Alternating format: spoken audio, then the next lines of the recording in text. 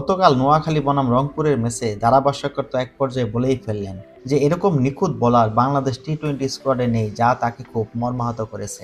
একই সাথে আশ্চর্য হয়েছেন যে প্রতি ম্যাচে পারফর্ম করা বোলার কিভাবে বিশ্বকাপ স্কোয়াডে না থাকতে পারে। আমি বলছি হাসান মাহমুদের কথা। হাসান মাহমুদ গতি, লাইন লেন্থ সবকিছু মিলে এবারের বিপিএলে সবচেয়ে নজর কাড়া পারফর্ম করে যাচ্ছেন, যে কিনা প্রতি ম্যাচে পারফর্ম করে যাচ্ছেন, কিন্তু নোয়াখালী শুধু জয় থেকে দূরে থাকাতে তার নামটি সম্মুখে আসছে না এবং সবার নজর কাটছে না, কিন্তু ধারাভাষ্যকারের চোখ এড়াতে পারেনি। এবারের বিপিএলে পয়েন্ট টেবিলে সবার নিচে থাকা নোয়াখালীকে গতকাল একাই জিতিয়ে মাঠ ছেড়েছেন হাসান মাহমুদ। 149 রানের টার্গেটে যখন রংপুর ব্যাট করতে নামলো, মনে হচ্ছিল রংপুর এই ম্যাচ অতি সহজে জয় ছিনিয়ে নেবে, কারণ তাদের টপ অর্ডার, লোয়ার অর্ডার এবং মিডল অর্ডার একসাথে ফর্মে রয়েছেন এবং এই বিপিএলে টপ টেবিলে তাদের অবস্থান রয়েছে। সুতরাং ধরেই নেওয়া যাচ্ছিল যে রংপুর এই ম্যাচ সময়ের ব্যাপার মাত্র জয় ছিনিয়ে নিতে, কিন্তু হাসান মাহমুদ তা হতে দিলেন না। ফলে নোয়াখালী তার হাত ধরে প্রথম জয়ের স্বাদ পেল এবং রংপুরের ব্যাটিং কোলাপস সবাই দেখলো।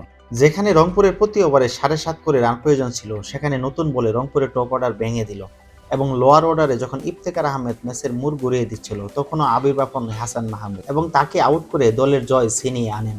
এবারের বিপিএলে যে 7টি ম্যাচ খেলেছেন, সেখানে প্রতি ম্যাচে হাসান মাহমুদের পারফরমেন্স ছিল চোখে পড়ার মতো। এবারের বিপিএলে সবচেয়ে বেশি ডট বল করার রেকর্ডটি তার করে রেখেছেন হাসান মাহমুদ এবং কম ইকোনমিক রেটে 12 উইকেট নিয়েছেন 7 ম্যাচ থেকে, যা দলের জয়ে এবং দলের পারফরমেন্সে সবচেয়ে বেশি প্রভাব রেখেছেন হাসান মাহমুদ।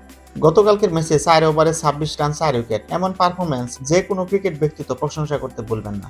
ধারাভাষ্যকার তো বলেই ফেললেন, নিখুঁত লাইন লেংথে যে কিনা বাংলাদেশের স্কোয়াডে নেই, যা তাকে একদিকে যেমন হতবাক করেছে, অন্যদিকে ঠিক আশাবাদী করেছে। এরকম ইকোনমিক বোলার এবং সেই সাথে সুইং, লাইন লেন্থ এবং গতি সবকিছু মিলে বাংলাদেশের টি-20 বিশ্বকাপে একটি প্যাকেজ হতে পারত, কিন্তু তাকে আশাবাদী করেছে যে বাংলাদেশের পেস বোলিং লাইন আপ আরো অনেক সমৃদ্ধশালী। আপনিও কি তাই মনে করেন?